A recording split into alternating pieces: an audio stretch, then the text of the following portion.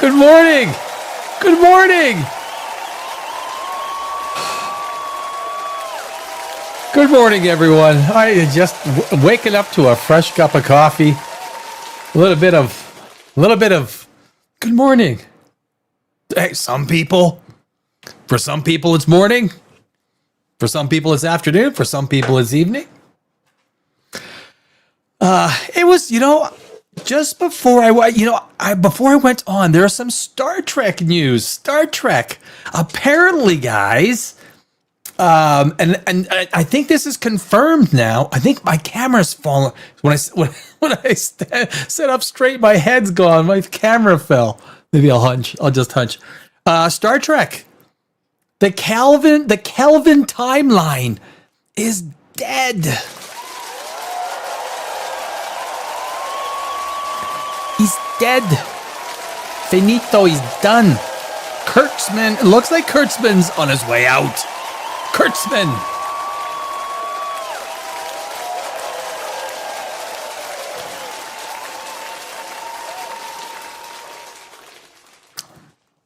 I didn't have time to change the board there on some of the things we're talking about today.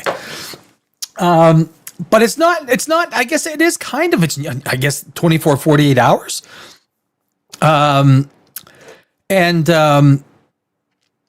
new Clayface trailer, I honestly, the more you see from the Gunverse, the entire DCU, the more of a shit show it looks like. I mean, what is there any? If I was David Zaslav, and you're making the DC universe with Superman, Supergirl, and then you got Clayface. Who? Basically, all the normies, everyone who is the average person, which is most people, right? It's most people. Most people are the average person. I mean, their understanding of Clayface. Who knows what Clayface is? The average person does. Now, DC people, they know. But Clayface, and there's a whole bunch of news with Clayface. It's not a superhero film. It's a horror film. I mean, you talk about your disjointed, the focus in the Gunverse is, I mean, if as a screenwriter, if I would have been doing the DCU, I would have been doing it completely different. I would have created the anchor, right? The focal point, and it would have been Batman. And I would not have cared about Batman 2. Rob Pattinson, bye-bye. Sorry, I got to take Batman for the DCU. Supergirl is not a world-building character. Clayface is not a world-building character. And as much as there's a lot of Superman fans, Superman is not a world-building character. For his little, somewhat smallish world of Superman, you can build that world. But, I mean, let's face it, Batman is the DCU. If you don't, I mean, it's something that the Snyderverse screwed up on. You didn't give Ben Affleck his own movie. He should have had his own movie. That's just me talking out loud. I tell you, the superhero, like the DCU, the MCU, holy jeez, did you watch Daredevil? Did you watch episode 6 of Daredevil?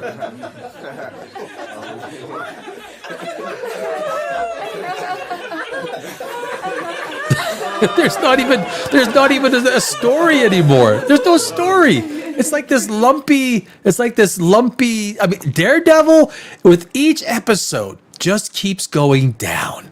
It's almost like in between all the women talking, you get a little bit of Daredevil, a little bit of Bullseye. I mean, what happened to Cherry? Cherry was in the hospital. Remember Cherry? He was in the hospital, had a heart thing or something, right? Well, they just got rid of him, right? They just brushed him aside. It's like, okay, he's done.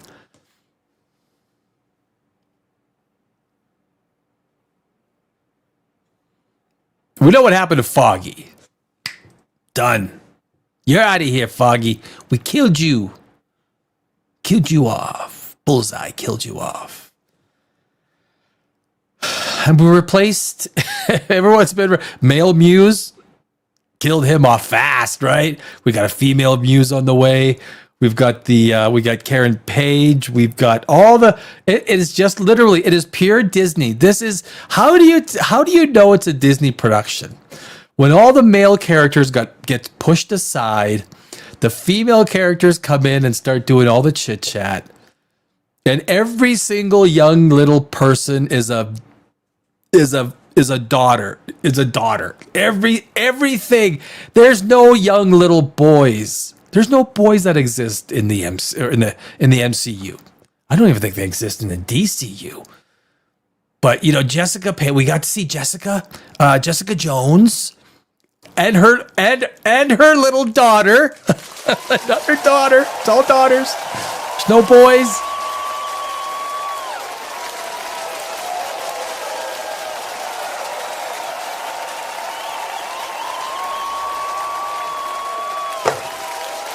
Disney does not like sons. Disney is a proponent of the daughter. There needs to every female character needs to have a daughter who is the key to everything. Mother, single mother, female daughter, strong, proud, resilient. That is the Disney formula. There's no sons born in the MCU. But basically, I've said this. I said this a while back. Daredevil is becoming The Witcher. The Witcher became a supporting character in his own TV show, and that is what we're going to talk about. It. We're going to touch on it. We got the Mandalorian. We're talking Mandalorian. We got Jon Favreau. He's yicking and yakking about stuff. Basically, how is the Mandalorian Grogu? How is the movie created?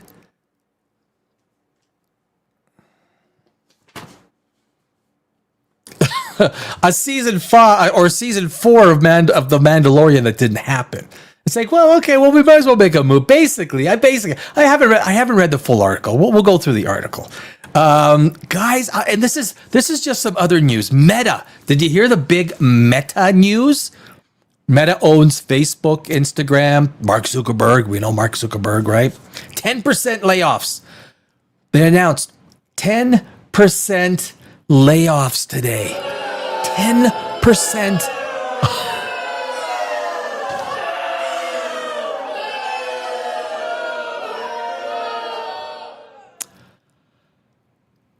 Those are typically pretty good jobs. Now, they've already had layoffs. Every major company, tech company, has just had major layoffs. And then there's 6,000 other job openings that they said there's job openings that they're not going to fill. So basically, they weren't job openings. They weren't job openings. But anyway, we might touch on that later on. If we got time, we'll touch on that. I just thought I'd mention it at the very least.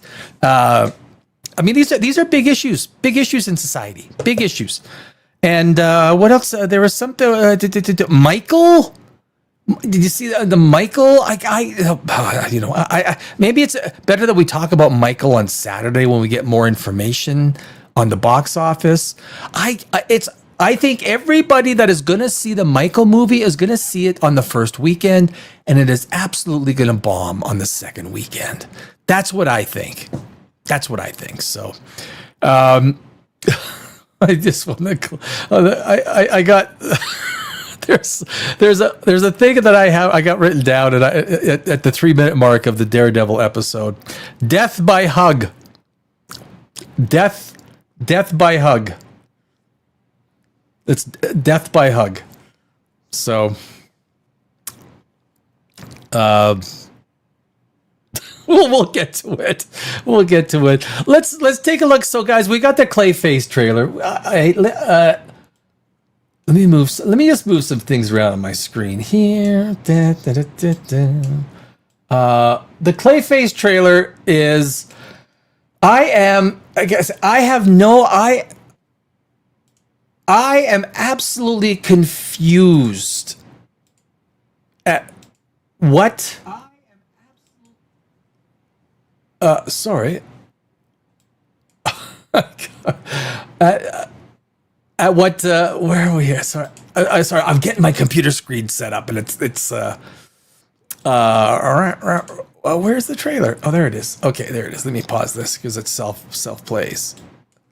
So, Clayface. And we got to talk about the DCU because the DCU, I tell you, man, week by week, it becomes a bigger and bigger shit show. The DCU.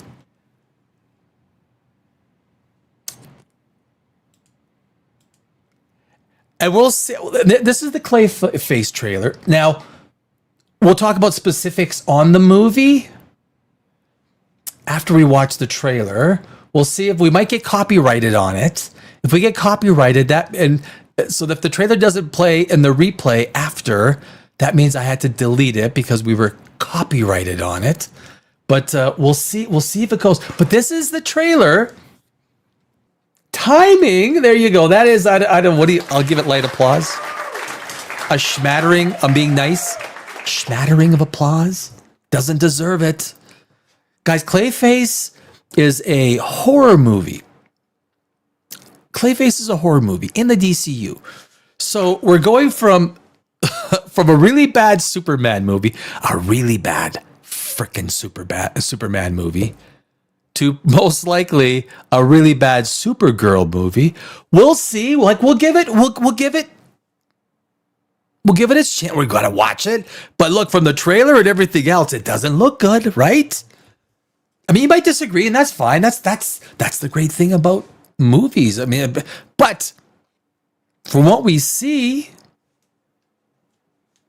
and the reaction so far, it's not good. And then the next movie, you've got to build your universe.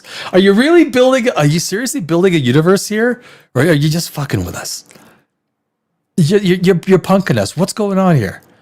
Because this is literally, if I would have went back 2 years ago, if I would have went back 2 years ago, when this whole thing started with Safran and Gunn,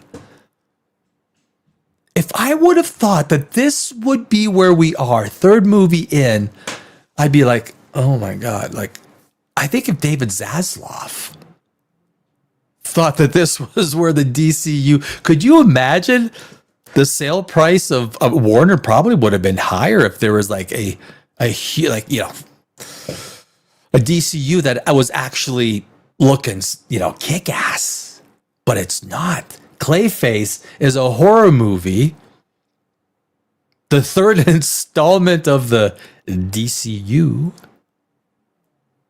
I mean, this is terrible. This is terrible. Who's talking? Ben Feister. Hello, Ben Feister. Ben Feister, I am doing well, thank you. There we go. It's on screen. Ben Feister, thank you, my friend. I am doing well. Thank you for asking. I hope you are doing well. I hope everyone's doing well. Is this supposed to be Clayface from Batman? Yes, it is. This is Clayface from Batman. Right. That's the thing, right? So if you take a look at Clayface Batman, and you take a look at now from the comic books, what's a good image from the comic books? Is that? That's a pretty small image. Well, there's one from the comics. Open link in new tab. Let me share this tab. There's Clayface. Right there. That is Clay, right? Ben Feister, that's your point, right? Wait, is that that's Clayface? No, that is Clayface. He's like a blob of clay. Like he could turn himself, he could turn his extremities into weapons, he can, and apparently there's some sort of Superman infusion. I don't know why this guy is in any way a threat to Superman unless he can just, he's got to get kryptonite from somewhere. This is the problem with Superman, right? You got to get kryptonite. It's a one-trick pony with Superman. That's the problem. That's why he's a flawed character. That's why you don't start with him. You don't start with him. But yes, Ben Feister, this is Clayface from the comic books. Oh, you could do. You can always Ben Feister. You can always lay a doozy on me. We can always, But for grab bag conversation is about, we talk about anything and everything. But yeah, that is that is the Batman Clayface. Oh boy, oh boy, oh boy. Let me see where I'm. Little mustache hairs got loose, so I'm gonna close that. And this is the information. So Clayface, guys, this is just let's get to some of the details of Clayface. The budget. Let me punch it up so we can talk about it. Can I make it a little bit bigger? Yeah, perfect. So the upcoming DC Studios film Clayface is being produced on an entirely modest budget of $40 million. Now, thank God. I mean, thank God. Because if this thing had $150 million budget, this would be absolutely obliterated. Obliterated. This stripped-down financial approach is intended to position the project as an R-rated horror thriller rather than a typical large-scale superhero blockbuster. So why is it in the DCU? What are you trying to build? There's no focus. The focus. If you guys notice, you start with Superman, which is a terrible movie in so many ways, and we could spend another entire show. And I'd be happy to do it one day about how bad Superman 2025 was. Followed by Supergirl. And now Clayface. Clayface. An R-rated horror thriller in the DCU, which, I'm sorry, where does this... when you're building a world, and I'll give it to Snyder. You got to give it to the Snyderverse. When he was building the Snyderverse, the consistency in tone and theme, the consistency when it went from even Batman v Superman, when it went to Justice League, there was a consistency in tone.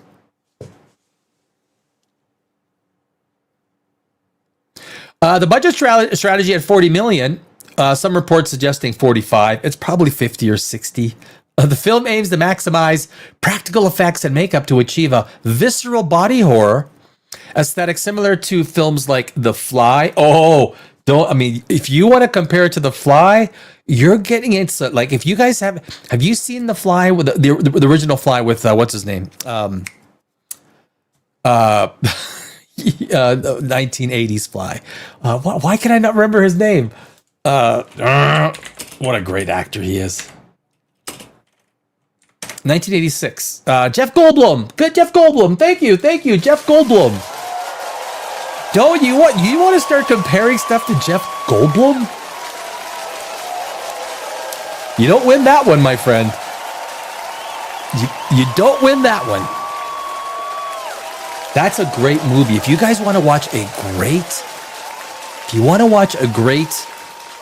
you call it a horror, sci-fi, that'll make the hairs on your back, your neck stand up. Watch The Fly. That was the first time I ever saw Jeff Goldblum. 1986, I was 18 years old, turning 19, 18 years old, 19. And what a great movie. That you don't want to compare yourself to The Fly. I don't think they did, but the release date initially slated for September. The film is currently scheduled to hit theaters October 23rd, 2026, the week before. So you get the week before Halloween, and then you get the Halloween weekend, which I would think Halloween would land on a Thursday, Friday, right? I think it would be Friday. Shifting into the spooky season. I think the spooky season starts earlier. It does for me. It starts like mid-September for me. Creative team. The movie is directed by James Watkins, Speak No Evil, and features a screenplay by veteran Mike Flanagan. I mean, that's promising, but it is produced by Matt Reeves, Lynn Harris, James Gunn, and Peter Safran. The story centers around a B-movie actor, Matt Hagen, played by Tom Rhys Harries, who becomes a walking I mean, it looks like he might be a good casting, but it has nothing to do with the comic book. Who becomes a walking piece of clay after injecting a mysterious substance to maintain his relevance. So I'm an actor. I'm going to shoot myself with this shit to see if I can stay relevant as an actor. Makes sense. I don't know if that's the comic book stuff, but the choice of a mid-range budget is part of the broader DCU strategy to showcase the breadth of their material, balancing massive blockbusters. Yeah, massive blockbuster. It was a big. Well, it wasn't that in sales, with more grounded, genre-specific tales. Until you get to Batman, the DCU is nothing. It's nothing. The fact that you chose Clayface, I remember when it came out, his big little board. This is stupid. I mean, this is just stupid. I have no...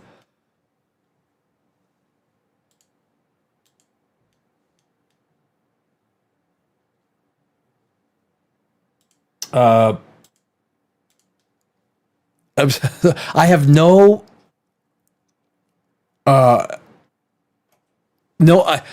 if I was gonna do the DCU universe and I was gonna create a coherent strategy of connecting characters for one main, so basically you create this main overarching threat and you connect all your characters together. And there's no thread that threads these characters together. It doesn't even seem to be but here we have, guys. Here they are trying to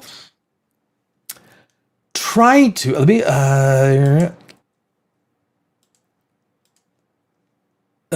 me there we go. So this I guess, but this is the cheap ass way that they're trying to tie everything together. DC Studios third official tagline. They're trying to tie it together with taglines.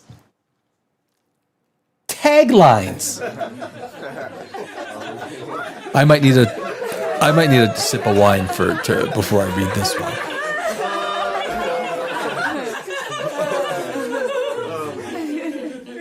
I did need that. Yeah. The new trailer for Clayface has revealed the film's official tagline, and it continues a DC Studios trend. So here's how they're connecting these movies. And this is serious. The official tagline for Clayface has been unveiled, and it connects. This is like the great marketing of the Gunverse, right? I mean, there's only one basic image of Clayface, and it's basically like there's no talk about this stuff. There's no hype. When you start creating something really awesome, people start talking about it. And then you start releasing images, you start releasing this and that, and all these things that when you understand marketing, because the story is so captivating and it starts with a trailer and you start releasing bits. It's the same thing that Doomsday is not doing. Nobody's talking about this stuff because the art of creating a trailer and mystery, probably because they got rid of all the high-priced people that did this stuff. But now it's down to a tagline. You'll see what I mean. And it connects the other DC Studio films, including Superman and Supergirl. I assume that Superman and Supergirl were connected by the super. I mean, can I assume that?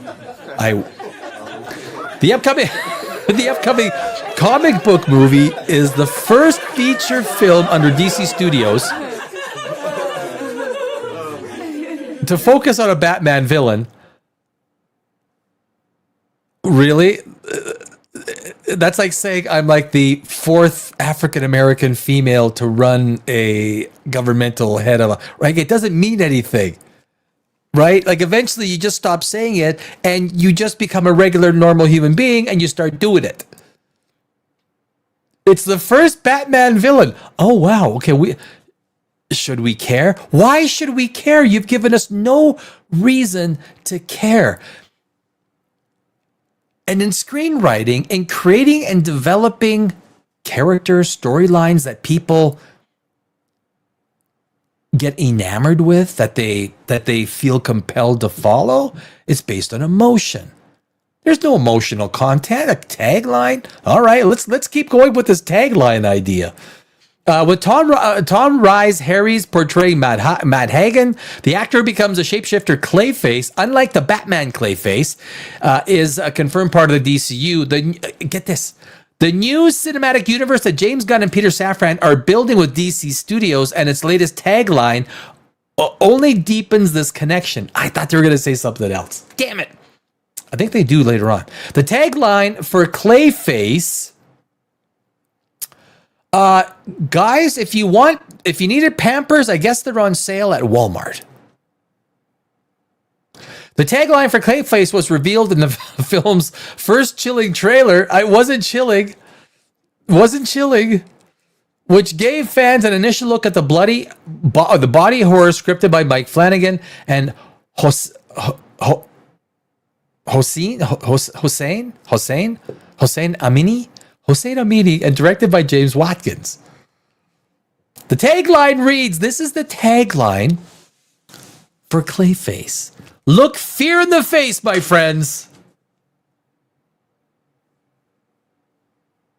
Look fear in the face.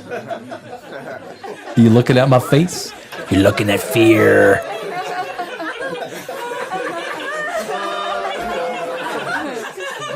It's like the in Rocky when they go to Mr. T. Clubber Lang, and he's before the fight. He goes, "I told you to leave me alone." Any predictions for the fight? Pain. Pain. It's a play on films titled Clayface. Really. What's interesting is that this tagline shares a link with those of DC Studios' other two films. This is just freaking reaching. Like, really, it's just reaching. Superman's initial tagline, which was stated on the film's poster, was "Look up. Look up."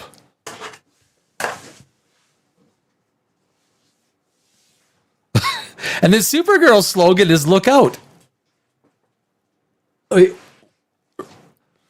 A neat play on Superman's tagline that highlighted the differences between the two Kryptonian heroes. So basically, that's the connection. We got Superman, look up. We got Supergirl, look out. And we've got Clayface, look fear in the face. What they've done, guys, if you haven't noticed, they've used the word look in all three taglines. They've used the word look in all three taglines.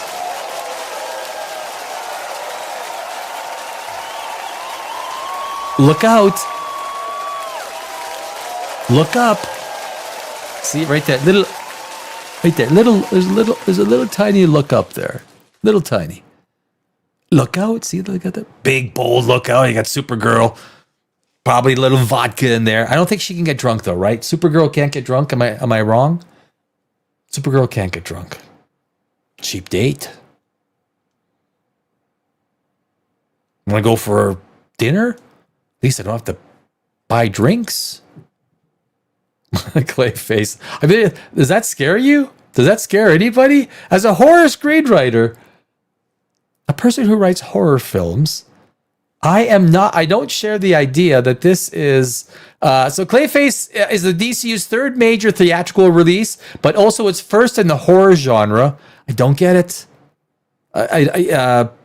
Given how tonally different the film is from Superman and Supergirl, it's unclear whether this tagline is intended to connect with other DCU projects or was just a happy coincidence or a happy accident. However, it's worth noting that not all DC Studios projects have utilized the same slogan trend. So, but that is all we need to know. That's all we need to know about this stuff. That is.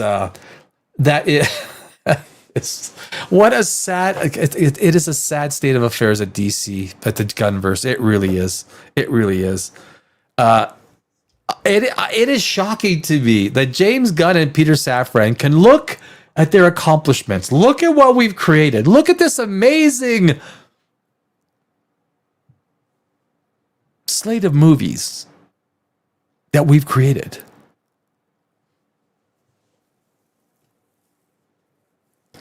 They are garbage. And now we've only seen one, and we got the second one coming, Supergirl, right? Supergirl's coming.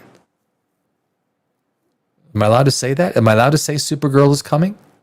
Don't come. Don't come. Don't come.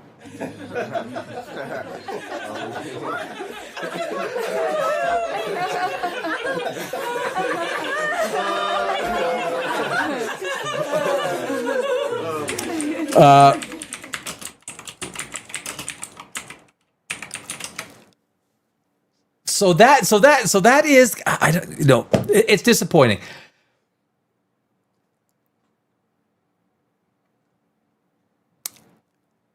Is there any, you know what? So when you take, and this is the crazy thing. So normally I have got so much to say, right? Normally I do, but this whole Clayface trailer comes out. The little bits and pieces that come out that we're now tying taglines. This is the connection. The fact that James Gunn cannot create any sort of hype or urgency or other media properties, like more images, like release the trailer that's somewhat compelling with a couple of behind the scenes shots that adds more mystery to the story. Because what we're talking, May, June, July, August, September, we're less than 6 months away from getting released. You don't want to start creating a little bit of buzz. There's no video. There's no images. There's nothing. Anyway, I would do it very differently. I would create a sea of hype that is based around something within the screenplay, some sort of hook, something that gets people thinking, what? That's crazy, man. What are they talking about? That's the stuff that gets people talking. That's the stuff. Ben Feister, if what are we talking here? What are we talking? For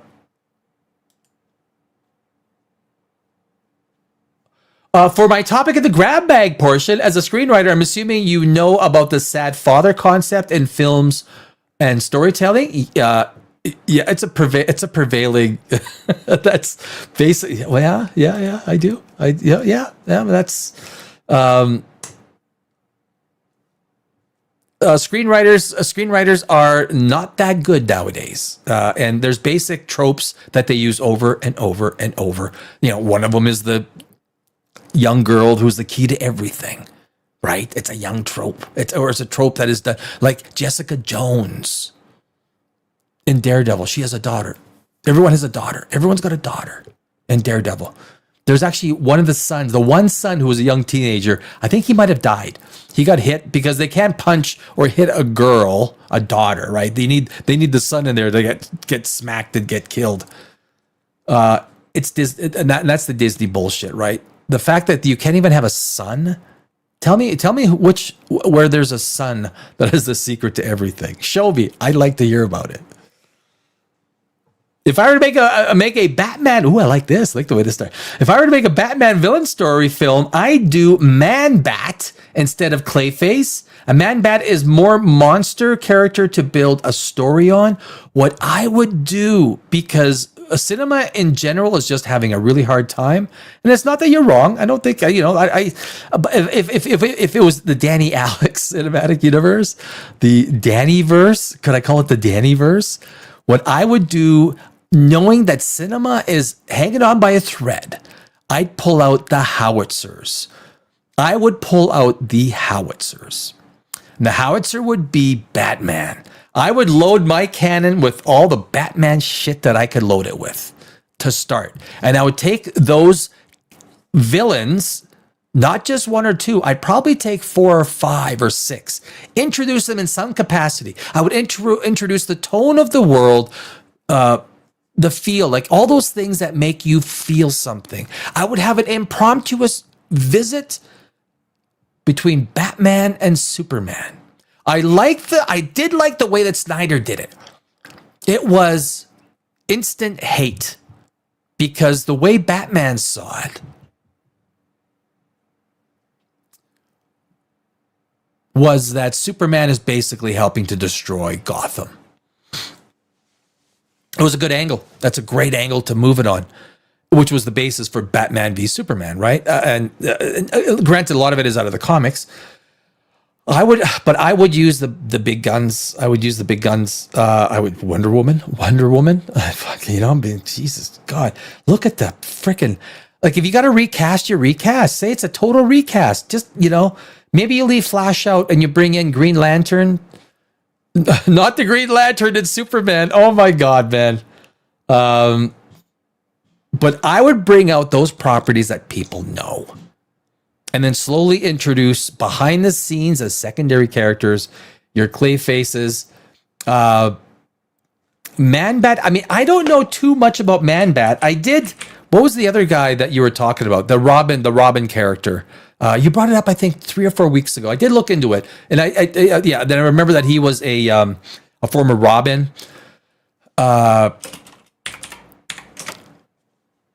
Oh, right. Yeah, Man-Bat. Yeah. Yeah, right. Yeah. I'm wondering.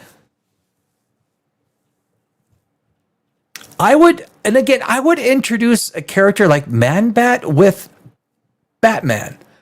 Almost like, even just right now, you could just think of what a great idea would be.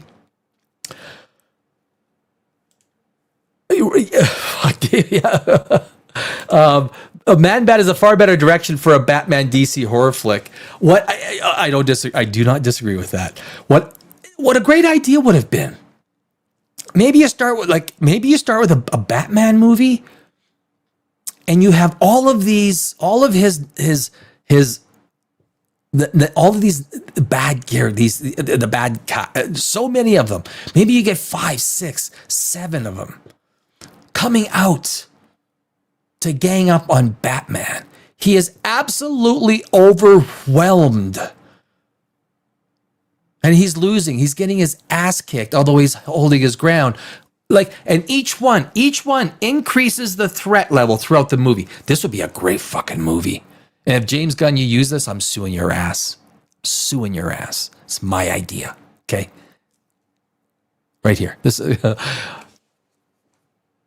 But you make all of these characters like Man-Bat. You could use so many, because there's so many villains in the Batman universe, where Batman is just overwhelmed. You need the protagonist to be up against overwhelming odds against the antagonists. And Batman is absolutely taking a beating because there's so many of them coming out of the woodwork all at once. And maybe near the end is when you can introduce a Supergirl. That's fine. You know what? Because you introduce a Supergirl, we know that there's a bigger payoff coming with a Superman eventually. But these have got to be payoffs. Right? Batman, and the third act climax is with Batman going against 6 or 7 of these guys. And you make it like you make that final fight in the third act. Again, this would be kind of like my idea for the first movie in the DC universe. And you make that character, Batman, fighting all of these bad guys. He's holding his own, but you make it like the James Gunn when he went to go save Superman's mother, Martha. Like, that fight was kick-ass. But you make this third act fight, absolutely, the odds are so above what Batman is able to do, but he doesn't care. It's like it's set up with Batman. If you go into this fight, you won't live. And Batman says, I know. I've got to go. And he goes into his death, knowing that he is going to be eviscerated by all of these super bad people. But that could be where you get someone like now, the problem with Supergirl is you got Supergirl, like, she just absolutely wipes everyone out in a sneeze. That's the problem with Supergirl and Superman, right? She sneezes and everyone's dead. That's the problem. How do you make it so that it's not? But yeah, so yeah, on that, that's a long rebuttal. But yeah, I agree. I agree. Yes. Vavander, my friend, the Gunverse reeks of a desperate studio giving a washed-up megalomaniac all the rope he wants to indulge his fickle fantasies. I like fickle fantasies. I often go to sleep with fickle fantasies, Vavander. You're going to tell me that you do not have any fickle fantasies before you go to bed? I can't hype myself up to watch. Yes, it's true. Sup, Vavander? The topic I'm referring to is a game coming out where you the male protagonist, has a father, daughter. Oh, I saw that. I was watching. I think that was on. I do try and watch streams. I think that was the real BBC. Was that was with Az and Gary, and then the other guy. What's the other guy? Long Mahler. The Mahler, right? And it's interesting. It's getting a lot of attention. Adjacent relationship with a small android that resembles a little girl, Pragmata. Yes.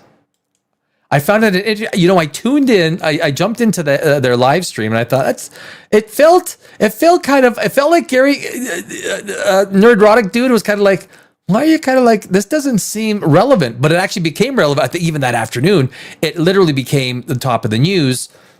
The CE? The cesspool, the CE. Oh. The cesspool of deceased commentators are losing their minds that men are liking Pragmata because it's a wholesome story that makes men want to be fathers. Right. That's what the conversation was. And I remember the conversation was about the idea that men are only concerned about their own kids. They could care less about their nieces, nephews, or other kids. You know what? There are some freaking stupid women out there, and they're activist feminists. These activist feminists are about as stupid as you can get. And if there's activist males, I never hear activist males saying this. If you're a female, how do you know anything about the male freaking psychology? One thing I'll throw in there. I'll throw this in. If you think that Wonder Woman needs a female director, then should every male lead superhero movie by default needs a male director? Because we don't want a female directing a male lead story because she doesn't understand males. She's not, look, in a lot of the movies that we've seen the last 6-7 years kind of does go to prove that point. But if you're saying that Wonder Woman needs a female director because she understands females, then no female should be directing a man. The stupidity of the argument is freaking mind-blowing. Feminists are stupid by default.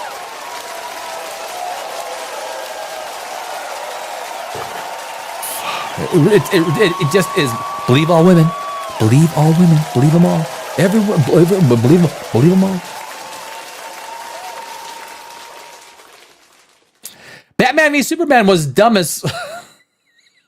There were ways to fix that story, but it's in the comic book, right? So they basically went right from the comic, right from the source material.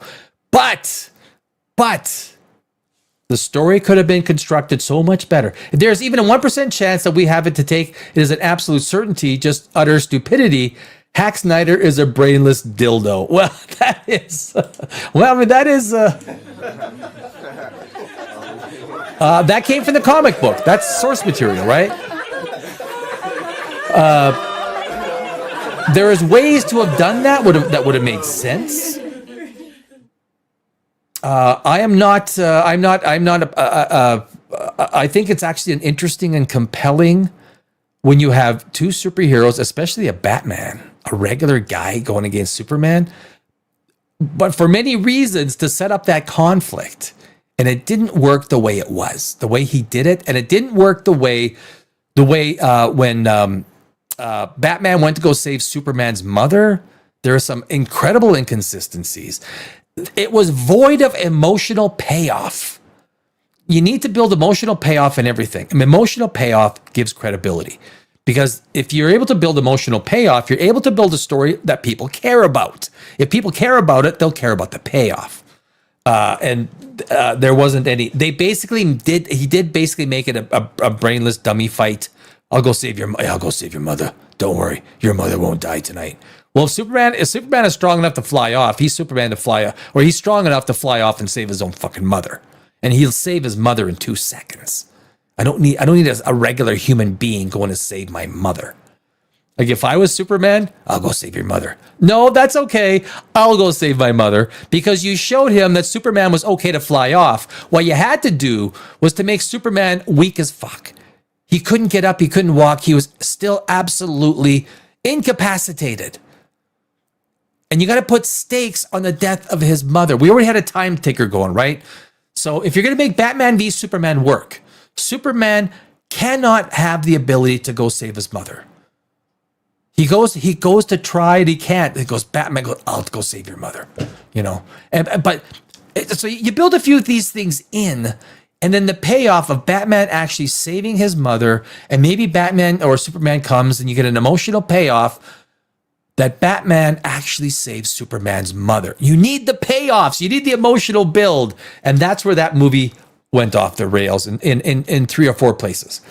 Also, Lex Luthor is an overused.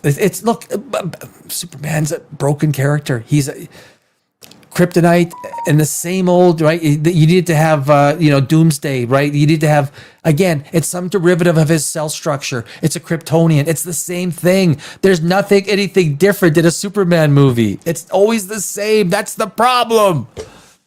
It's predictable. How do you fix Superman? I don't know. You're referring to Red Hood. Yeah. Red Hood. Yes, correct. I'm dumbfounded at how absurd these sick fools are saying men can't enjoy something adorable. I know, dude. Ben Feister, I tell you, man, as an emotional screenwriter, I can watch stories about a little girl, a little boy, a man, a woman, an old man, an old woman, and if it's emotional, I will shed a tear in the theater. But it's the feminists. It's the stupid feminists that are so dumb to everything, right? They think they got the whole freaking world figured out. Newsflash. People are people. All humans have emotion. There's some guys that don't, and there's some women that don't. There's some psycho women out there. Just go to YouTube and punch it up, my, feminist friends. My feminist friends.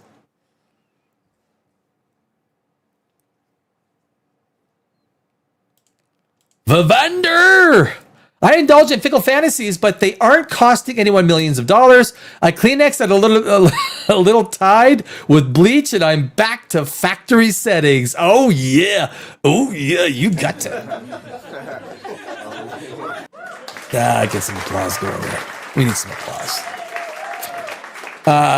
It doesn't matter if it came from the comic. If it did, then the source must be stupid. If Batman v Superman is a faithful adaptation, adapt good material or fix it if you're adapting garbage. Now, when it comes to source material, I will agree with you to the point where you want to stay true to it, but if you're going to create compelling movies that cost $250 million, I give a fuck what's in the comic because I got to write something that's going to work. A lot of times the comics work, but you just got to change them a little bit. Batman v Superman needed some changes to work 100%, like to work, as a standalone movie. But it's very difficult to conceptualize Batman against Superman. Even if Batman had all that metal armor on, right? Even all that metal armor, the inertia of a Superman punch would kill you. One punch when he's going through cement buildings, you're dead. You're dead, right? You're dead. If you know anything about science and physics and inertia, it doesn't matter what you're wearing. If Iron Man falls 5,000 feet from the sky just because he's wearing an iron suit, it doesn't matter. His body and his organs are still good. He's going to be a pile of mush inside. Right? The Superman or the Iron Man outfit doesn't protect you from kinetic inertia damage. And that is a problem if Batman is going to fight Superman. It's a problem. Superman, I mean, one punch from Superman, you're dead. Can we agree on that? One punch from Superman and you're dead. You're dead. Cheers. Cheers to that punch from Superman. And cheers to all those feminist wackos out there. Wackos. Feminist wackos. I say that with pride. I have no time for feminists. No time. No time. Because I'm a Meninist. I'm here for men's rights. Men are always right. Men are never wrong, guys.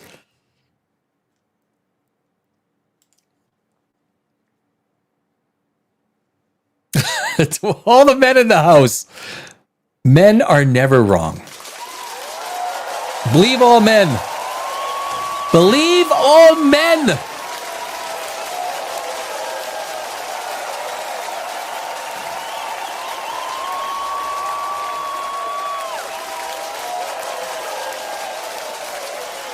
Daredevil. Let's jump to Daredevil real fast, quick. I don't know if it's fast, guys. I wonder if I could pull up. So Daredevil, holy jeez, guys.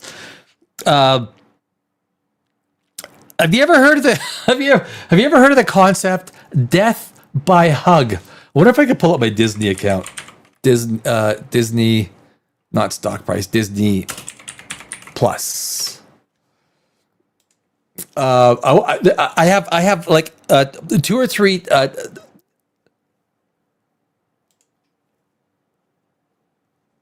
oh shit, I thought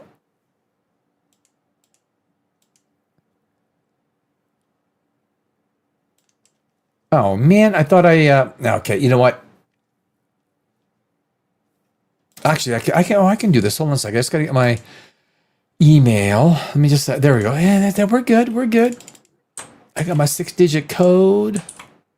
Continue. Let me in. Yeah, you can let me in. Oh yeah, you shouldn't have let me in because I'm about to rip your TV show, man. I'm about to rip your TV show. Daredevil, Born Again. It should be called Shit Again because I tell you, it is. There it is. Yeah, right there. Okay, so Daredevil, guys, let me set this up. So I got, instead of, there are some things that happen that are just kind of like, what the fuck? So this is episode 6 in season 2, and it honestly keeps getting worse. Daredevil, Born Again, keeps getting worse. I mentioned it earlier in the season that progressively, this is becoming The Witcher. So you've seen all these male characters get pushed aside. Where did Cherry go? Cherry, what did he have, a heart attack or something? So Cherry, who was a stalwart character, right? Last time we saw him, he was in the hospital, and that Asian female police officer said, "Yeah, you wanna." I forgot. Someone came there. Some of the anti-task force guys came in there. That was the last time we saw Cherry. So they got rid of Cherry. They got rid of Foggy.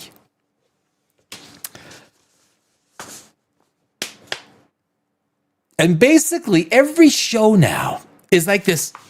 What's the purpose of the show?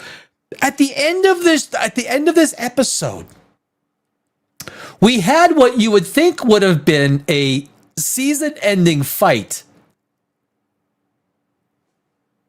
Daredevil shows up, and Daredevil and Kingpin have a fight. If I'm the screenwriter, they don't fight. They come this close to fighting because you want to build up that freaking fight between Daredevil. But it happens just like Really? This is happening in episode 6? Yeah, like, there's no build up to it, so it has no emotional content, no emotional stakes. Vanessa actually dies this time, right? Vanessa, we have strong female. Actually, we lose actually one strong female in this episode. But we gain another one. Don't worry, we gain another one.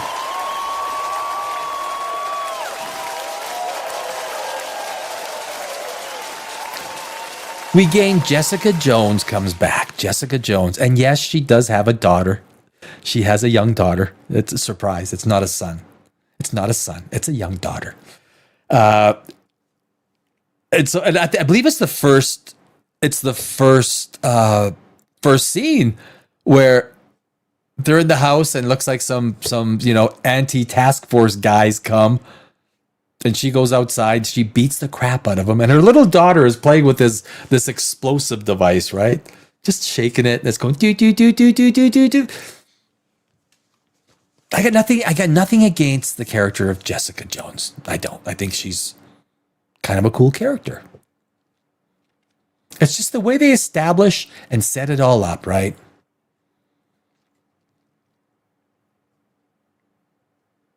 But we have a death. We've got a death, guys. This is one of the first times that you will ever see this, and I need you.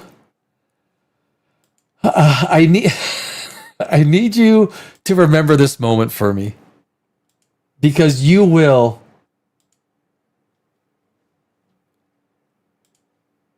Let me just see if I can make this better here. Go on this journey.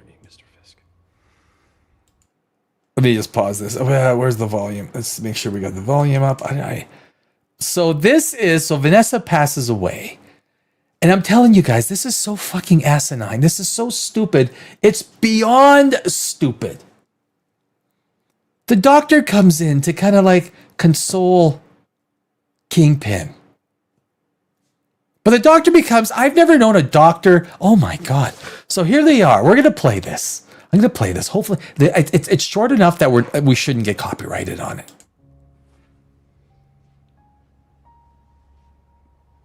Can we hear that?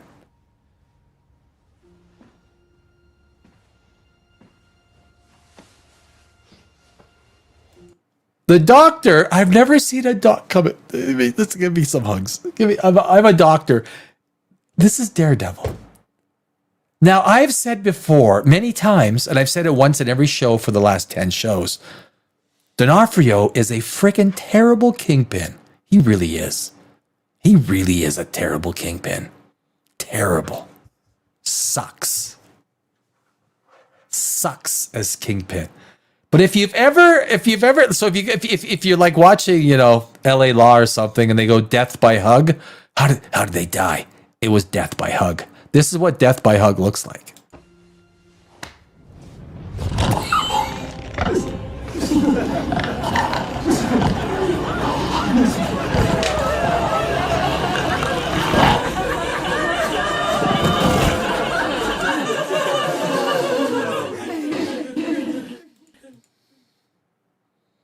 No, I would more laugh. We could do more laugh. That, my friends, that is death by hug in Daredevil. Death by hug. That was in the first 3 minutes of episode 6, ladies and gentlemen. That is your death by hug, and I want to personally. I like to thank the Academy. What is the best? You got the best kiss. You got now the best hug. That was the best freaking hug. Death by hug. No way. This can't be. This freaking cannot be happening. Oh my God. But it is happening. That's the thing. It is. It is literally happening. That is death by hug. So this is what we start the episode with. We get this. Oh, I mean, there's a lot of dumb scenes, and you could. So here is this is, we could do pictures because that way we, or we can even do just a little. This is Jessica Jones's little daughter. Again, there's no little boys, there's no sons. Sons do not exist in the MCU. If someone has a child, it is a young little girl. There she's playing with the explosive device. She's playing with the explosive device, and mommy Jessica Jones is outside beating up the bad people. Okay? Now, I would like to say, if an explosive device enters your home, please do not have your children play with it, shake it, or otherwise do something that might set it off. If your mommy is a superhero, just let it be, Oh, where there we go. See there. So that's the. Oh, we saw the picture. We saw the picture. We saw the image. We can't play too much otherwise we copyrighted. But here comes mommy. Jessica Jones coming back. Stop. What are you? This is not a toy. Right? She gets a smile. She gets a smile. Honey, this is not. This is not.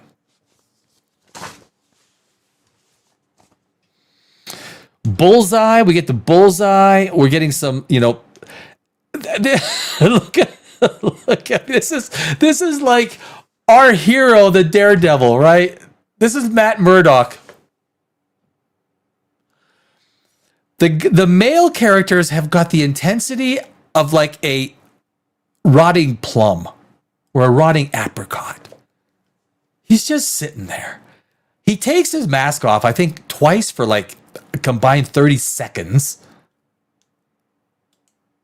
But Karen Page is calling the shots. Karen Page has got the rage. She's got the questions and the answers and everything.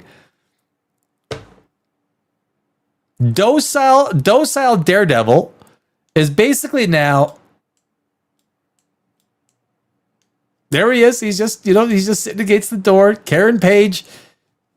It is really. No, there's his face. That's what he looks like. If you didn't know what he looks like, because we really didn't see him much this season. Whenever someone gets locked up, or just. But they've got Bullseye. He's strapped down. He's she's angry and calling the shots.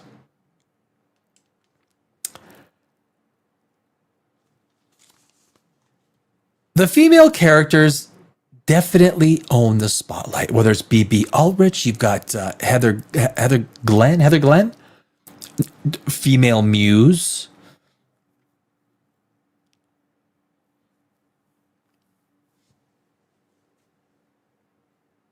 With a pretend choke.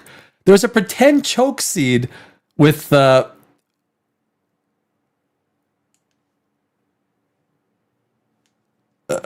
Cashman. I didn't write the time signature down, but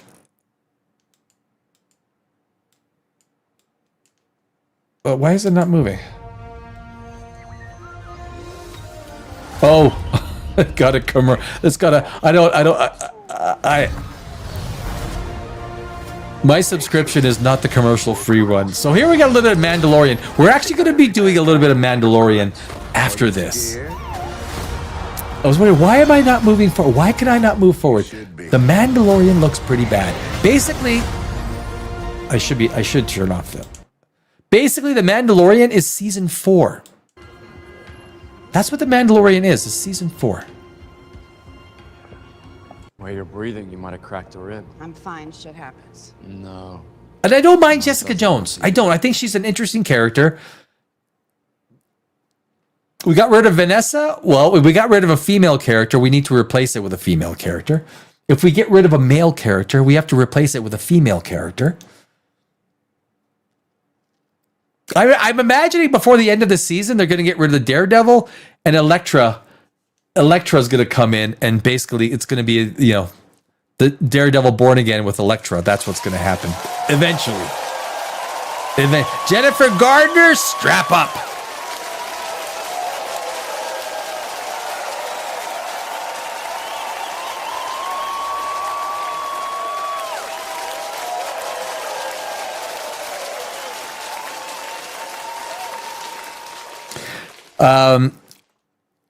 the other thing, 4510. So there's this one point. There's this one point in the there's a fight with Daredevil and Jessica Jones. Yeah, here actually I think I might have got it. So Jessica Jones, she's got super strength, right? She is tough. She is tough. And she's beating everybody up. But I couldn't understand this. I thought, does this guy Powell have superpowers? She punches him.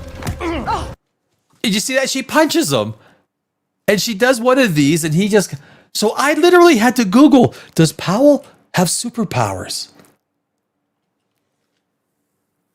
He doesn't. Apparently what's happening since... I think it was since she's had her daughter, her superpowers come and go. And at the exact moment she goes to punch Powell, this guy, this doofus, and he's a doofus. Like talk about your bad male characters. Her powers dip. She punches, hurts her hand. And I'm like, okay, what is going on?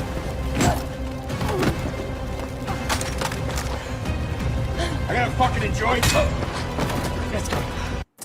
Now, there's Daredevil. If you're gonna take care of business, you could have killed the guy right there. You could have killed him. He's the lead of the could have got rid of an entire problem right there. Funk.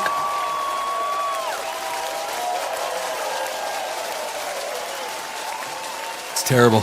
Guys, this is terrible. Every scene is lumpy. Every scene has nothing to do with really anything else. There's no overriding, like, what are these characters fighting for? We don't even know what they're fighting for.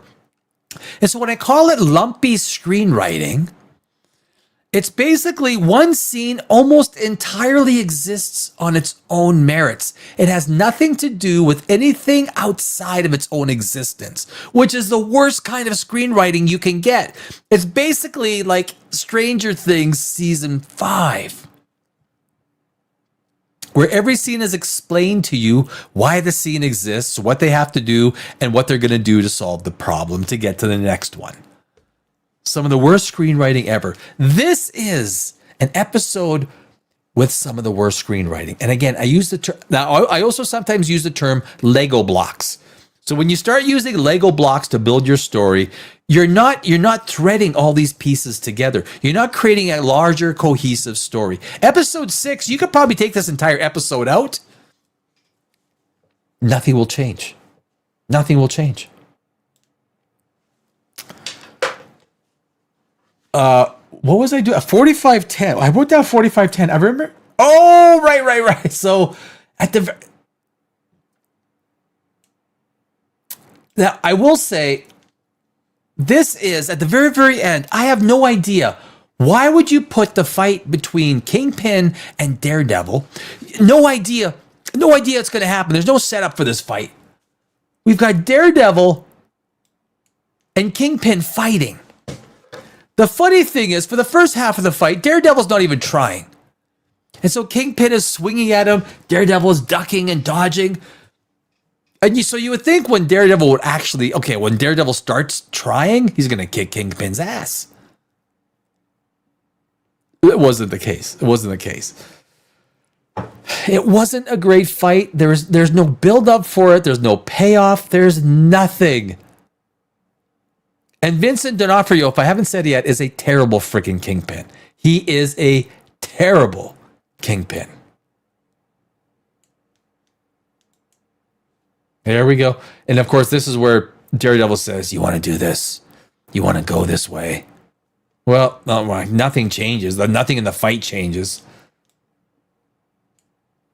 So, but anyway, at 45:10, I find this absolutely ridiculous. So at the end, this is how stupid this episode is and how bad the series is getting. At 45:10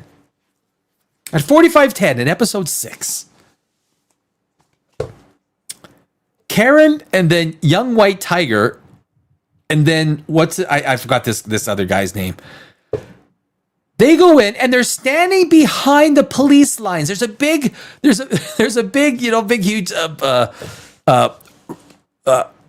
rebel protests going on, and there's the police line, and somehow they're just standing on the other side of the police line. It's like, okay, how the frick did they get to the others? Don't ask. And of course, Karen's wearing a wig.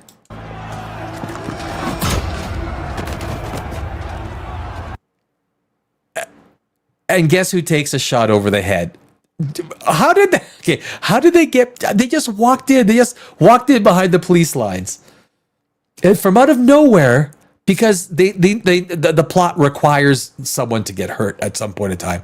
So the logic is not supposed to matter here. Logic in the screenplay. Come on, guys. You want us to write everything that makes sense. Like, I got a softball game in 45 minutes. Let's finish up this episode and let me get. And then someone what's the chance? What's the chance of someone literally walking by? Some random guy just walks by, grabs her wig and runs away. Like, would you really know in that situation who has a wig on, and would you even frickin' care? But they need all this to happen so that the frickin' ending makes sense. This is as stupid, guys, can I say it? This is as stupid as any TV show I have ever watched is. Who took my wig? Where's my wig? Who took my wig? Where's my wig? See, so we needed the guy. See, the boy gets the beat over the head, not the girl, because White Tiger, she's wearing the necklace, so she's 13, 12-year-old Supergirl. But if someone's gonna take the club over the head, we need the boy. We don't need the sons. We didn't get rid of the boys. Mark off one more male. Mark off one more male. We got rid of one more male character, sir. Excellent, Smithers. This is Disney. Let's make sure all the male characters are eliminated. Can we kill Daredevil and put in Elektra? Why, sir, we could do that if you like. Please, kill Daredevil and put in Elektra. We need more women. These men are ruining the superhero genre. We don't need men. Who's this egg? Look at the big. It's such a bad D'Onofrio. Yeah, there we go. I got it. The final fight. So I don't know why this fight. You ask yourself why any of this stuff has to happen. I don't know what any of these characters are fighting for. Kingpin is mayor. Is it fighting? There's a big resistance, this and that. I don't think anyone really knows what any of these characters. I don't even think Kingpin knows what he's fighting for. But this is episode 6 was a lumpy, useless.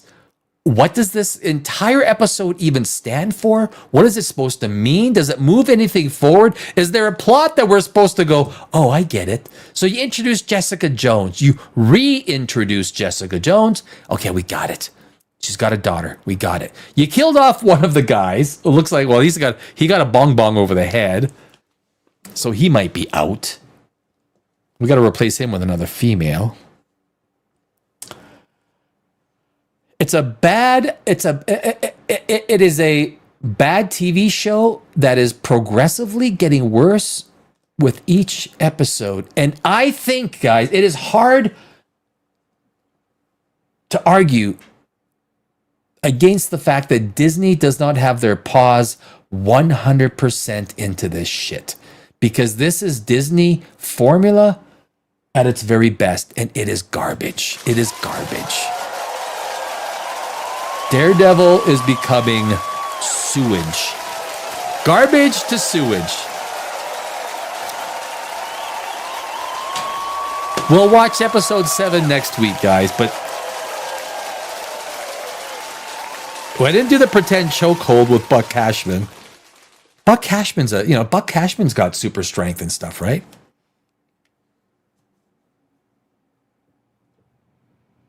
Yeah, that's enough. That's enough, Daredevil. Please, that's enough.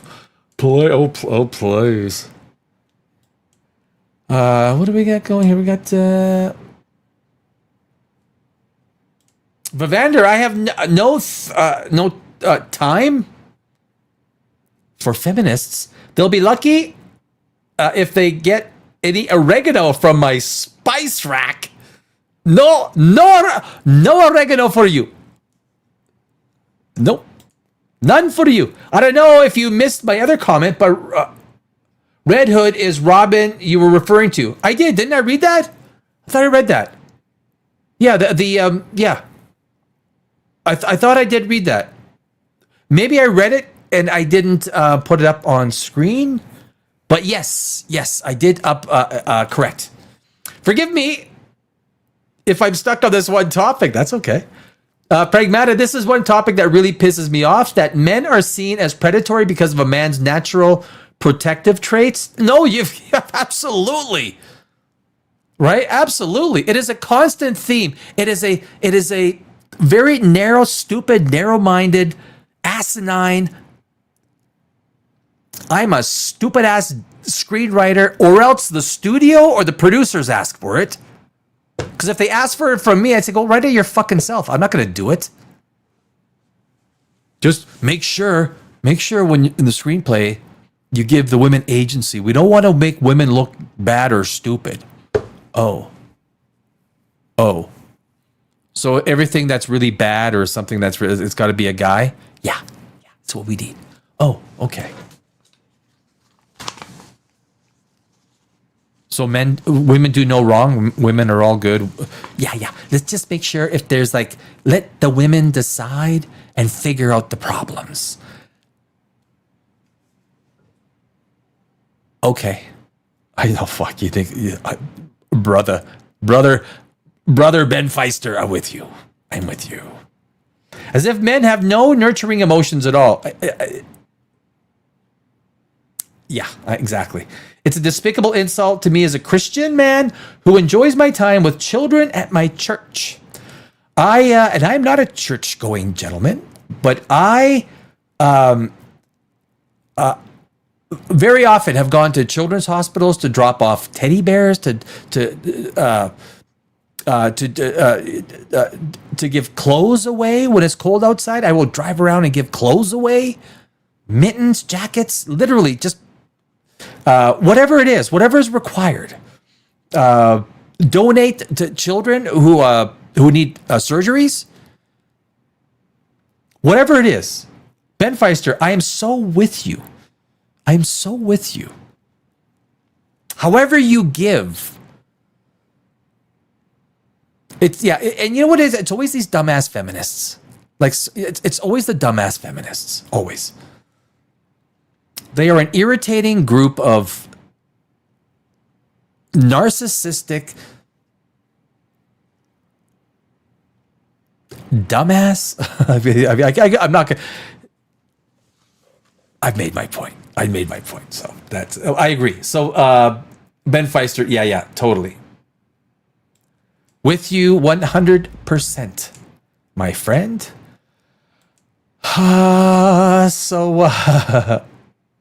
Oh yeah, shit. There's some stuff. I don't know if I gotta. Jeez. What was this article? Yeah, this is what I want. This is the article that I want. So John Favreau, there was a conversation that he had dealing with the Mandalorian and Grogu, which I found quite interesting.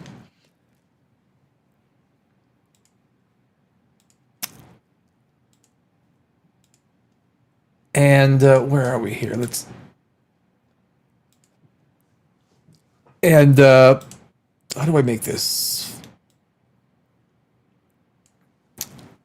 And so there you got the great image of the Mandalorian and Grogu. Jon Favreau reveals that the Mandalorian season 4 would have connected to Ahsoka season 2 and Kathleen Kennedy's roles in Martin Scorsese's cameo. Oh my God. Can you? So we would have had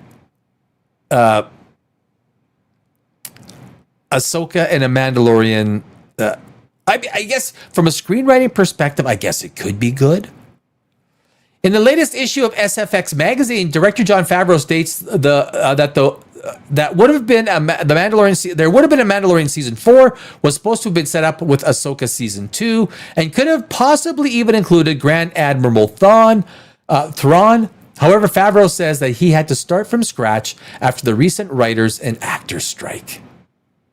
What eventually came out of this was The Mandalorian and Grogu releasing a little over a month from now. While we're still not sure if any of the previous ideas will in fact make it into the movie, Favreau states that the original scripts were quite grand. They better have been better than season 3.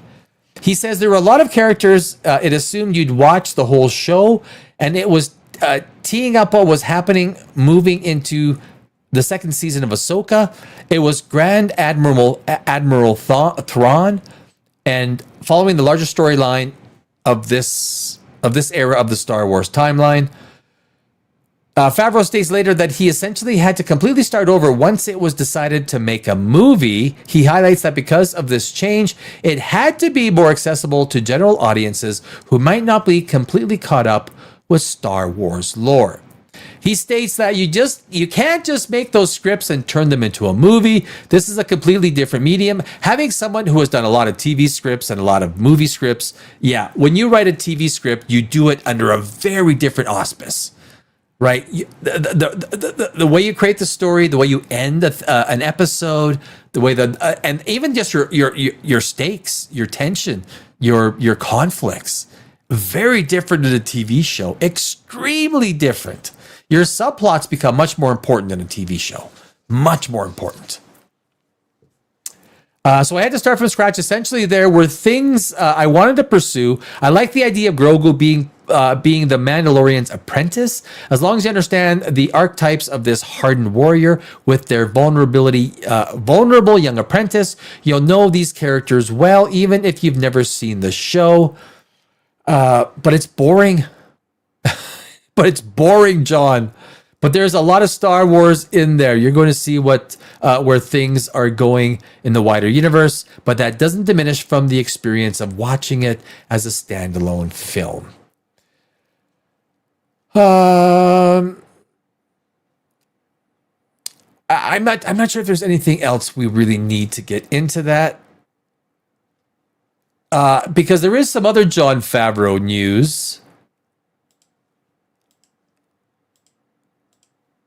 It basically kind of goes on in that same vein. So, but in other Jon Favreau news, Jon Favreau admits I was wrong to resist killing off Tony Stark in Avengers Endgame. The Iron Man and the Mandalorian and Grogu director on how he regrets quietly pushing back on killing off Robert Downey Jr.'s beloved character. So Jon Favreau seems to be having a lot to say. Does that mean he's on his way out or something? I guess he's writer director Jon Favreau, and I actually like Jon Favreau. I think, as far as that entire Star Wars Marvel universe goes, people that work at Disney, Jon Favreau is probably one of the better ones. Whether you like him or not, he is. Jon Favreau successfully launched the cinematic universe with 2008's Iron Man, which he was very instrumental in getting that one together. But there was one of MCU move that he admits that he resisted behind the scenes, killing off Robert Downey Jr.'s beloved Tony Stark in 2019 Avengers Endgame. And if you guys, this might be some news. If you do, he did have a child, and that child is a daughter. He had a daughter. There's no boys. There's no boys in the MCU. There's no sons. There's no sons in the MCU. It's a daughter.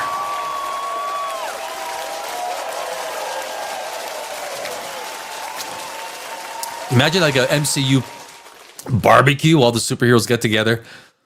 Well, we've got 14 daughters, and 0 sons. Oh, I think Hawkeye had a son, didn't he? They'll kill him off soon enough.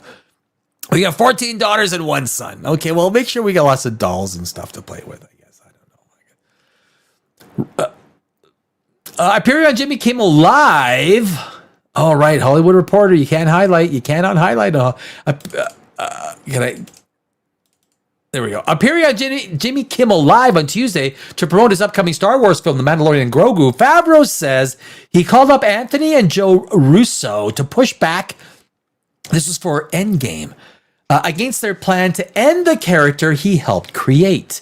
I talked to the Russos. I said, I don't know if people are going to like, I don't know. It's really going to impact people because they were kids that grew up on that character, Favreau said. Who fucking cares? You got a multiverse. Just reach in and grab another Iron Man. Who cares? You got 1 million of them, you dumbass.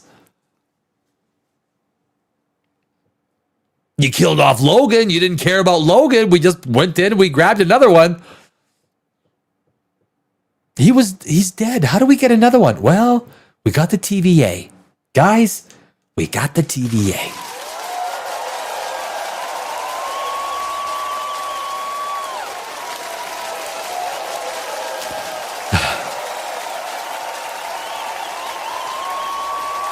But I have to tell you, it was handled so well by them. And Gwyneth Paltrow and Robert did such a wonderful job acting. And I think it added to a poignancy to it. I think they did a wonderful job. I was wrong. Favreau admitted even when he got emotional when he watched the film, I was choked up. He said, even though it's a movie, those people, those characters have been part of my life for so long. But that's the idea of a movie. And a movie is all about emotional payoff. It's about building up for that payoff. It's like the Daredevil Kingpin fight. Why would you waste a Daredevil Kingpin fight? You haven't built it up. No one cared for it. No one expected it. Then all of a sudden, at the end of episode 6, it happens. And you're like, okay, do I care? Do I care about Daredevil and Kingpin? It was like Jon Snow and the Night King, right? We wanted to see that fight so bad because they built it up over how many seasons? 5 or 6 seasons. They built up the Night King and Jon Snow. And then we didn't get it because Arya Stark killed the Night King. You screwed us. You screwed us.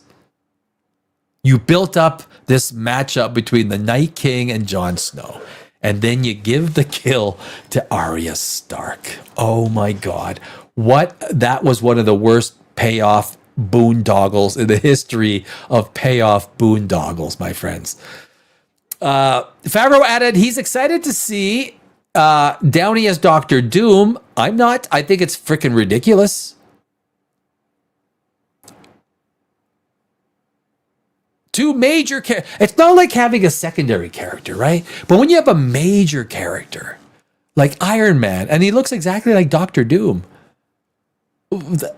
that's interesting. He noted the smartest thing I ever did was give myself a cameo as the character Happy Hogan in the first Iron Man movie because he's been invited back to appear so many times in the franchise that the role has put my kids through school. Jon Favreau was worth about $200 million. So that's pretty expensive school, motherfucker. That's pretty expensive school. Let me just pull it up. Okay. Jon Favreau net worth, huh? $200 million. Jon Favreau has an estimated net worth, my friends, of $200 million.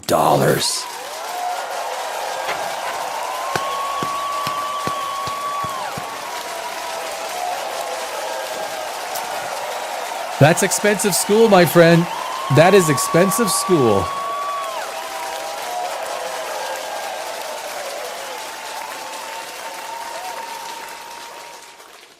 I mean, that is really expensive school. $200 million and you still need, money is tight putting your kids through school. John, do you need a financial advisor? Asked who was scarier, Star Wars fans or MCU fans, Favreau diplomatically replied, they're equally invested. Not anymore. I'll tell you what, my friend, most of those fans are freaking gone. They're freaking gone. In their respective franchises, but Star Wars fans have a longer attachment given the first film came out in 1977. You do realize that Marvel came 20 years before that, right? You do realize that. Marvel has fans 20 years before that. John, you're looking stupid here, my friends. You're looking a little stupid. That is a stupid ass statement. And that's about all I need from you, my friend. That's all we need. That is the Jon Favreau, Mandalorian, and everything else that we wanted to hear from him this evening.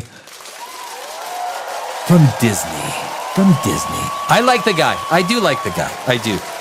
Thank God he's got $200 million to put his kids through school.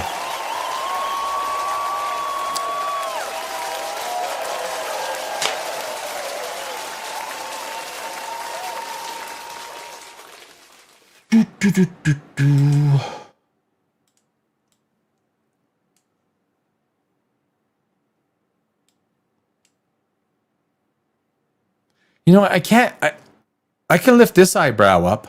I can't lift the other eyebrow up, you know? Like the squirrel or Spock. I can't lift this eyebrow up. Can you? Where are we here? I'm stuck as if men were Vivander. Modern writers struggle to effectively raise the stakes. Which is no surprise considering they're all vegan. I was going to say, you do realize that you wrote... but here's the thing, Vivander. I know you well enough to think, okay, he wrote steaks as S-T-E-A-K for a reason. I have no... And of course, the punchline. Yeah, punchline. That's what happens when you even over the internet, when you start to get to know somebody. That's why I paused when I said steaks. I was like, I'm not going to mention that he spelled steaks wrong because I think it's for a reason. And lo and behold, we had a payoff. That's called a payoff, my friends. Considering they are all vegans, you know what we call that? That's a freaking payoff.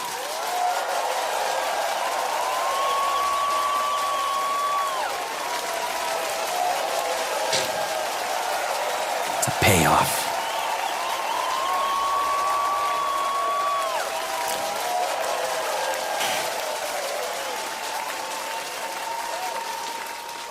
Serenity now.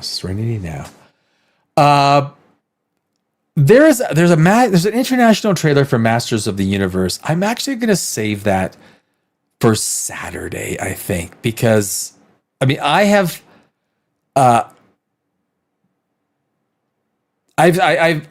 maintained from the very first trailer of Masters of the Universe that is a flop. That is a bomb of a movie. That is garbage. That is shit movie, and it looks so bad. It looks so bad. This is a movie that needs to make what $600-700 million. Whoever put the money into that movie is going to lose a muchos amount of money.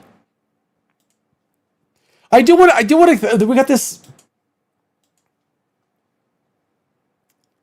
Star Trek. I think this is very interesting. Star Trek. It's the end. It's the end of the Kelvin timeline. The Kelvin timeline was an interesting idea that ended up doomed from the start. Well, if you watched Star Trek 2009, what they did to Captain Kirk, making him a sniveling... He was an absolutely unremarkable, unlikable, whatever you want to call character. That was not... Okay, you know what? If I would have written James Kirk as a little rambunctious, I wouldn't have turned him into a complete asshole. But when he basically did get the captain's seat, he in no way did you feel deserved it. It's not like, oh my God, thank God. James Kirk has Chris Pine is sitting in that chair. It looked like so manipulative, so forced, so unearned. Unearned. That's the key thing. Forced and unearned in 2009 when Captain Kirk actually, when Chris Pine Captain Kirk actually became the captain. It was shit screenwriting. That was shit screenwriting. This was people that did not understand who Captain Kirk was, what he meant to people. They could only have had a very basic cursory understanding of who James T. Kirk is based on anyone that was involved in 2009 Star Trek. Now, Zoe Saldana, I will love Zoe Saldana in this life and the next. Okay, I will. I love Zoe Saldana. I think she's great casting. I like Chris Pine. I think Chris Pine was a good. Chris Hemsworth as Chris Pine's father? Well, actually, it was okay. It was okay. While Star Trek was one of the first cinematic universes, the modern movies are set in their own. Okay, what? Oh, the modern movies are set in their own alternate. A futuristic Romulan vessel traveled into the past. This was 2009, destroying the USS Kelvin and killing James Kirk's father, who was Chris Hemsworth. The Kelvin timeline, also named because that ship's destruction altered Star Trek history.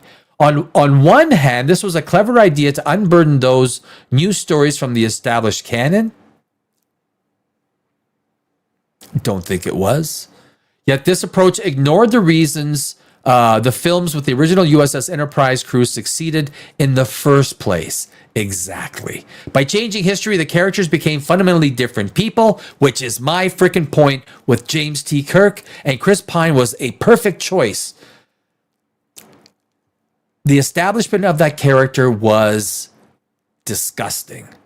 A 2-hour film every 3 or 4 years simply wasn't enough time to make people care about them like before. It wasn't even about the timing. What it was the story that was told. The very first Star Trek debuted in 1979, or film, averaging a movie every 2 years for the next 2 decades. Naturally, the fan community showed up to see them, not in big numbers. The Star Trek movies have never been overly successful. There's been a few here and there, but they've never been overly successful. Star Trek is, for the most part, a TV series. I don't think the movies have been written as cinematic features. I don't think they have. Yet no matter which of these 10 movies was a viewer's first, they could go home from the theater and see the same characters played by the same actors on TV, and that is a good point. The films reference events and characters from both the original series and the Next Generation. The movies attracted new fans' attention, but the shows kept hold of it. The characters, the viewers' affection for them developed over countless episodes of television. The Kelvin timeline had no similar benefit. I think Voyager was a disgrace in so many ways to Star Trek canon. You can't beam a freaking torpedo onto a ship. I can give you 10 reasons why you cannot transport a freaking... the very fact that there's antimatter in it, okay? You cannot have antimatter turn... or matter turn antimatter. It explodes on the... There's so many reasons. And if you could, the Borg had the most technologically advanced transporters of anybody. They could bypass shields. They could do whatever they wanted. They could have transported a brick of steel into the nacelles of the starships. Did they ever do it? No, because you can't. It's well-known canon. So every time I hear someone say, you could just transport a torpedo, shut the fuck up, you dumbass. You can't, okay? Please. Otherwise, the Klingons would do it. The Romulans would do it. Everyone would do it. Everyone's transport. Why have phasers? Why have torpedoes? Just... Oh, it's a point of contention. As you can tell, it's a point of contention with me. That was Star Trek. So Star Trek Voyager also, because Warp 10, based on the Next Generation warp guidelines, right? Warp 10 is everywhere all at once. It's the speed of light. Somehow they decided that, well, we're going to go warp 11.5. Oh my, you're not. You're going to go, only Voyager could fucking do that. Stupid ass Voyager. Stupid. Now, they had some okay ideas in Star Trek Voyager, but they had some of the stupidest ideas. Just like Discovery, as the whole Alex Kurtzman thing, really, as he got his freaking claws in there, it all turned to crap. My opinion. Might not be yours, but that's my opinion. When Star Trek returned to television in 2017, the show couldn't legally take place in the universe of the films. When yet another merger in 2019 cleared away that obstacle, storytellers connected the Prime universe to the Kelvin timeline. Still, every passing year created more distance between the audience and those iterations of the characters. It's just the movies and the TV shows were fucking bad in Star Trek. Alex Kurtzman destroyed Star Trek. Section 31. And the last thing you're going to leave us with, Alex Kurtzman, which really shows the level of your intellect when it comes to sci-fi and Star Trek, is Starfleet Academy. Starfleet Academy. Thanks, Alex Kurtzman. Thank you. Great way to remember you by. My opinion, not yours. I don't know. Maybe. I imagine most people agree. Most Trekkies will agree. Some longtime fans rejected these movies outright. Those along for the ride would find themselves more interested in the off-screen adventures than whatever one they watched in a new movie. Arguably mismanaged. Closing the door on the Kelvin timeline seems like the best of a series of bad options. Yes, it does. Shut the Kelvin timeline down. Down. Shut it down.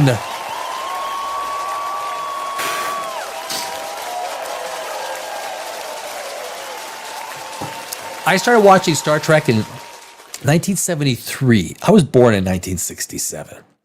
Don't tell me about Star Trek. Okay? I mean, don't tell. I know Star Trek. The fourth Kelvin timeline movie is over, but Star Trek always comes back around. We'll see. We'll see. If they put me in charge, I think there's a good chance it comes back. Put me. You want a good screenwriter? You call Danny Alex. Abrams' Star Trek is both great and flawed.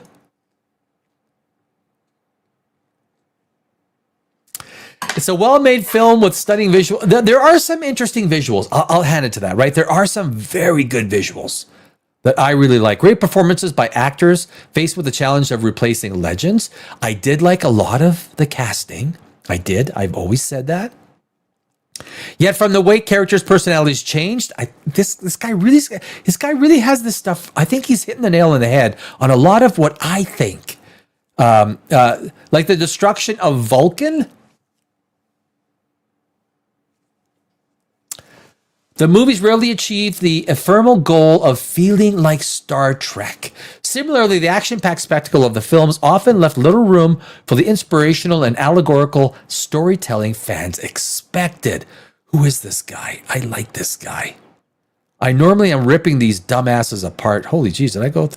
Joshua Patton. Joshua, congratulations. I think you really are doing a good job on this article. The past films also arguably insufficiently highlighted Starfleet ideals. This guy has got Star Trek nailed. The past films also arguably insufficiently highlighted Starfleet ideals like scientific curiosity, diplomacy over violence, and the unique blend of personal and professional commitments among the crew. Such ideas work great on television, but rarely translate to a big screen blockbuster. That is true. I like this guy. This is a well-written article. The problems facing the rebooted Star Trek films were entirely solvable. I agree. Just not on the big screen alone. I think they could have been done on the big screen. As a screenwriter, I think I could have done it. It's also all relative, but I do agree Star Trek is a TV show. So getting that cinematic boom requires a writing style that accomplishes that. It's also all relative because a trilogy of films is a success for any filmmaking endeavor. It only seems like a missed or even failed opportunity because there were 6 the original Star Trek films and 4 the Next Generation's cast. Still, fans of the Kelvin timeline and the actors themselves should not give up hope. Chris Pine does not want back in. I don't think Chris Pine is like, fuck, I'm not. I'm out. I'm out. And he said it. He said so. I don't think Zoe Saldana is coming back. Yet more than 30 years after, let me highlight this here. Yet more than 30 years after the first played the roles, the cast came back in season 3 of Picard, right? Picard was good. Season 3. Similarly, the cast of the original Star Trek returned for the motion picture a full 10 years after the show ended. That wasn't a surprise. There's nowhere else. That was one series. There wasn't a whole lot of options, but it was. I remember I was 12, 13 years old going to see that movie, and it was amazing for me as a young Star Trek fan back then. Similarly, the cast of the original Star Trek returned to Star Trek doesn't just go away, yet after all this time, the 4th Kelvin film would be all but doomed to fail. So moving on is mercy to its fans. That really is well said. That really is well said.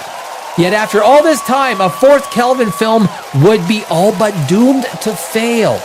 So moving on is a mercy to its fans. Well said. So well said.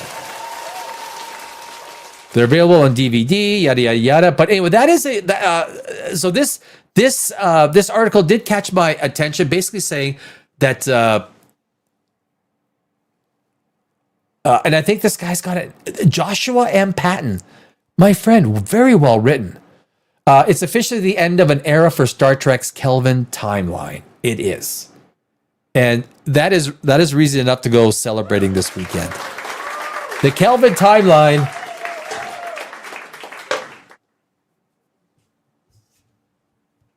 Come here. Come here. No, closer. Come here. Come here. Come here. I gotta tell you something. Come here. Come here. The Star Trek Kelvin timeline is done. It's over. Done. Star Trek fans, rejoice.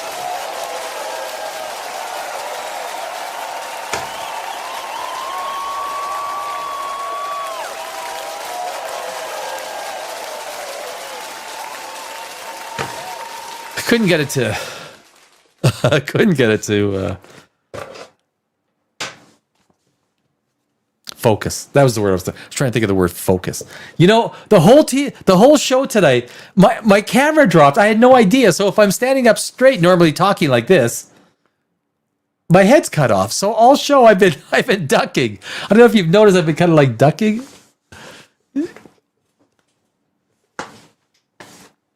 Jeez.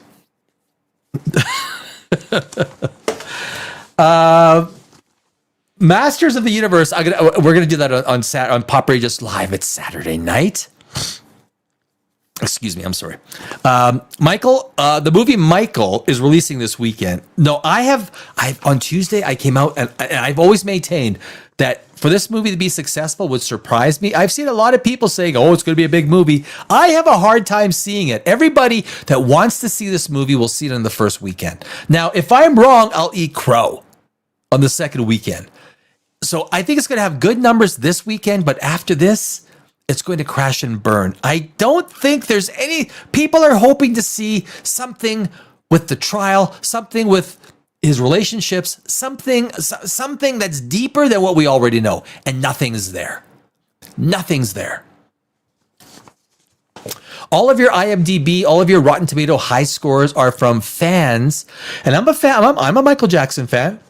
I grew up with Michael Jackson. I mean, he wasn't much. He's only, I think, He's only 10 or 15 years older than I am. But I grew up with Michael Jackson. I don't know if this is the right movie, but fans will rush to see it this weekend. I think it's $125 million budget, so it easily needs. I think it was 125, right? 125. So it needs 425. I always like to double. So if it's 125, add 75 million for marketing. You got 200 million. Double it and add a little. That's what I always liked on a pure cinematic profitability. 425 or something like that. We'll see. We'll see what's going on.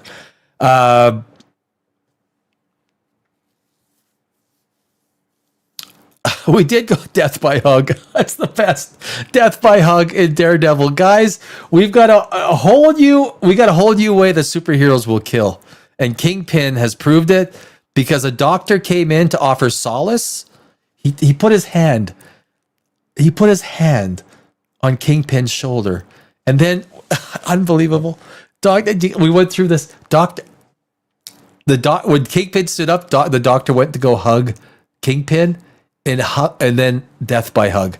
It was death by hug.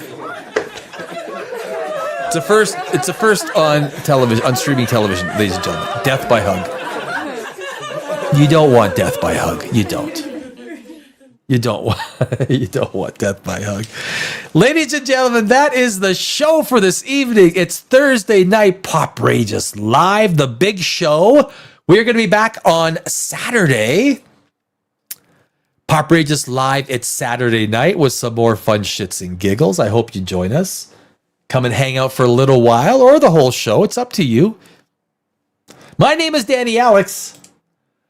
It's been my pleasure being your host for sure. And we'll have a lot more to say in, I guess it's about 45 hours or so.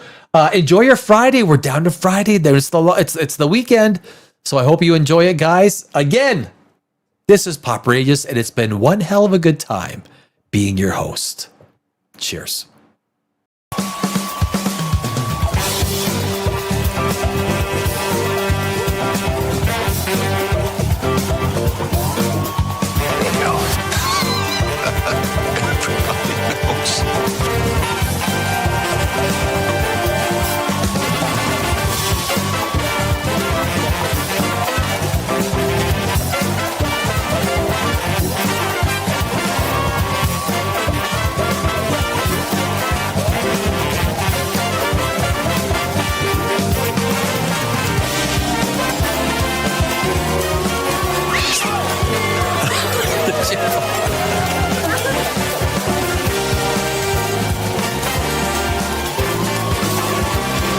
Sorry, you're still there.